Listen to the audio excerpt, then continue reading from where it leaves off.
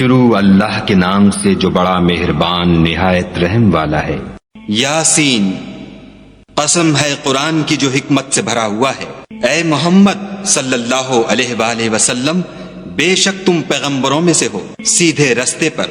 یہ خدائے غالب اور مہربان نے نازل کیا ہے تاکہ تم ان لوگوں کو جن کے باپ دادا کو متنبع نہیں کیا گیا تھا متنبع کر دو، وہ غفلت میں پڑے ہوئے ہیں۔ ان میں سے اکثر پر خدا کی بات پوری ہو چکی ہے، سو وہ ایمان نہیں لائیں گے۔ ہم نے ان کی گردنوں میں طوق ڈال رکھے ہیں اور وہ ٹھوڑیوں تک پھنسے ہوئے ہیں تو ان کے سر الل رہے ہیں، اور ہم نے ان کے آگے بھی دیوار بنا دی اور ان کے پیچھے بھی، پھر ان پر پردہ ڈال دیا تو یہ دیکھ نہیں سکتے۔ اور تم ان کو نصیحت کرو یا نہ کرو، ان کے لیے برابر ہے، وہ ایمان نہیں لانے کے۔ تم تو صرف اس شخص کو نصیحت کر سکتے ہو جو نصیحت کی پیروی کرے اور خدا سے غائبانہ ڈرے، سو اس کو مغفرت اور بڑے ثواب کی بشارت سنا دو۔ بے شک ہم مردوں کو زندہ کریں گے، اور جو کچھ وہ آگے بھیج چکے اور جو ان کے نشان پیچھے رہ گئے ہم ان کو قلم بند کر لیتے ہیں، اور ہر چیز کو ہم نے کتاب روشن یعنی لوح محفوظ میں لکھ رکھا ہے۔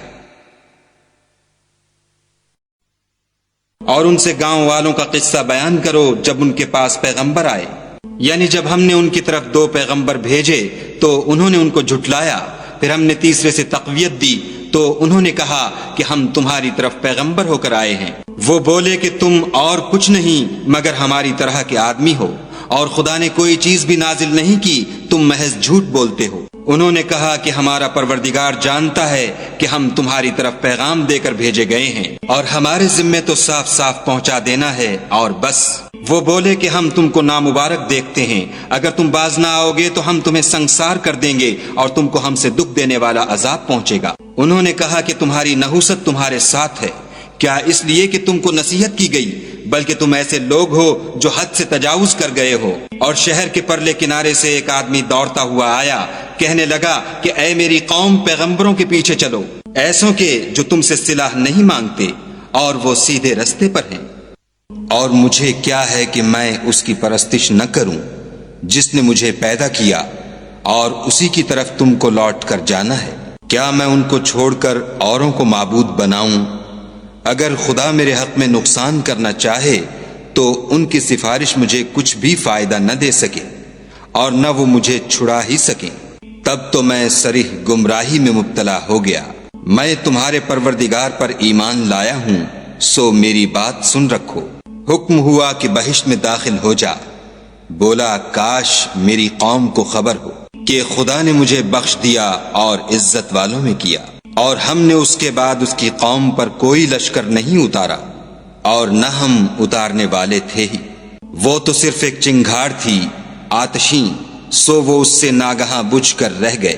بندوں پر افسوس ہے کہ ان کے پاس کوئی پیغمبر نہیں آتا مگر اس سے تمسخر کرتے ہیں۔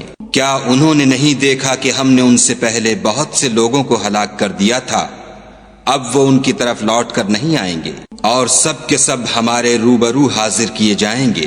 اور ایک نشانی ان کے لیے زمین مردہ ہے کہ ہم نے اس کو زندہ کیا اور اس میں سے اناج اگایا، پھر یہ اس میں سے کھاتے ہیں، اور اس میں کھجوروں اور انگوروں کے باغ پیدا کیے اور اس میں چشمے جاری کر دیے تاکہ یہ ان کے پھل کھائیں، اور ان کے ہاتھوں نے تو ان کو نہیں بنایا، تو پھر کیا یہ شکر نہیں کرتے؟ وہ خدا پاک ہے جس نے زمین کی نباتات کے اور خود ان کے اور جن چیزوں کی ان کو خبر نہیں سب کے جوڑے بنائے۔ اور ایک نشانی ان کے لیے رات ہے کہ اس میں سے ہم دن کو کھینچ لیتے ہیں تو اس وقت ان پر اندھیرا چھا جاتا ہے، اور سورج اپنے مقرر رستے پر چلتا رہتا ہے۔ یہ خدائے غالب اور دانا کا مقرر کیا ہوا اندازہ ہے۔ اور چاند کی بھی ہم نے منزلیں مقرر کر دیں، یہاں تک کہ گھٹتے گھٹتے کھجور کی پرانی شاخ کی طرح ہو جاتا ہے۔ نہ تو سورج ہی سے ہو سکتا ہے کہ چاند کو جا پکڑے، اور نہ رات ہی دن سے پہلے آ سکتی ہے، اور سب اپنے اپنے دائرے میں تیر رہے ہیں۔ اور ایک نشانی ان کے لیے یہ ہے کہ ہم نے ان کی اولاد کو بھری ہوئی کشتی میں سوار کیا، اور ان کے لیے ویسی ہی اور چیزیں پیدا کی جن پر وہ سوار ہوتے ہیں، اور اگر ہم چاہیں تو ان کو غرق کر دیں، پھر نہ تو ان کا کوئی فریاد رس ہو اور نہ ان کو رہائی ملے، مگر یہ ہماری رحمت اور ایک مدت تک کے فائدے ہیں۔ اور جب ان سے کہا جاتا ہے کہ جو تمہارے آگے اور جو تمہارے پیچھے ہے اس سے ڈرو، تاکہ تم پر رحم کیا جائے، اور ان کے پاس ان کے پروردگار کی طرف سے کوئی نشانی نہیں آئی مگر اس سے منہ پھیر لیتے ہیں۔ اور جب ان سے کہا جاتا ہے کہ جو رزق خدا نے تم کو دیا ہے اس میں سے خرچ کرو، تو کافر مومنوں سے کہتے ہیں کہ بھلا ہم ان لوگوں کو کھانا کھلائیں جن کو اگر خدا چاہتا تو خود کھلا دیتا، تم تو صریح غلطی میں ہو۔ اور کہتے ہیں اگر تم سچ کہتے ہو تو یہ وعدہ کب پورا ہوگا؟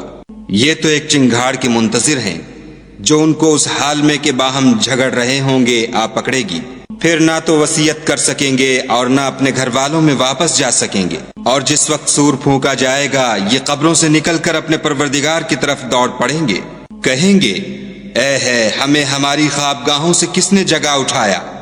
یہ وہی تو ہے جس کا خدا نے وعدہ کیا تھا اور پیغمبروں نے سچ کہا تھا۔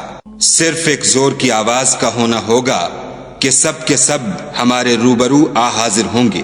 اس روز کسی شخص پر کچھ بھی ظلم نہیں کیا جائے گا اور تم کو بدلہ ویسا ہی ملے گا جیسے تم کام کرتے تھے۔ اہل جنت اس روز عیش و نشاط کے مشغلے میں ہوں گے، وہ بھی اور ان کی بیویاں بھی سایوں میں تختوں پر تکیے لگائے بیٹھے ہوں گے، وہاں ان کے لیے بیوے اور جو چاہیں گے موجود ہوگا۔ پروردگار مہربان کی طرف سے سلام کہا جائے گا، اور گناہ گارو تم آج الگ ہو جاؤ۔ اے آدم کی اولاد، ہم نے تم سے کہہ نہیں دیا تھا کہ شیطان کو نہ پوجنا، وہ تمہارا کھلا دشمن ہے، اور یہ کہ میری ہی عبادت کرنا یہی سیدھا رستہ ہے۔ اور اس نے تم میں سے بہت سی خلقت کو گمراہ کر دیا تھا، تو کیا تم سمجھتے نہیں تھے؟ یہی وہ جہنم ہے جس کی تمہیں خبر دی جاتی تھی۔ سو جو تم کفر کرتے رہے ہو اس کے بدلے آج اس میں داخل ہو جاؤ۔ آج ہم ان کے منہوں پر مہر لگا دیں گے، اور جو کچھ یہ کرتے رہے تھے ان کے ہاتھ ہم سے بیان کر دیں گے، اور ان کے پاؤں اس کی گواہی دیں گے۔ اور اگر ہم چاہیں تو ان کی آنکھوں کو مٹا کر اندھا کر دیں، پھر یہ رستے کو دوڑیں تو کہاں دیکھ سکیں گے؟ اور اگر ہم چاہیں تو ان کی جگہ پر ان کی صورتیں بدل دیں، پھر وہاں سے نہ آگے جا سکیں اور نہ پیچھے لوٹ سکیں۔ اور جس کو ہم بڑی عمر دیتے ہیں تو اسے خلقت میں اوندھا کر دیتے ہیں، تو کیا یہ سمجھتے نہیں؟ اور ہم نے ان پیغمبر کو شعر گوئی نہیں سکھائی اور نہ وہ ان کو شایع ہے، یہ تو محض نصیحت اور صاف صاف قرآن پر از حکمت ہے، تاکہ اس شخص کو جو زندہ ہو ہدایت کا رستہ دکھائے اور کافروں پر بات پوری ہو جائے۔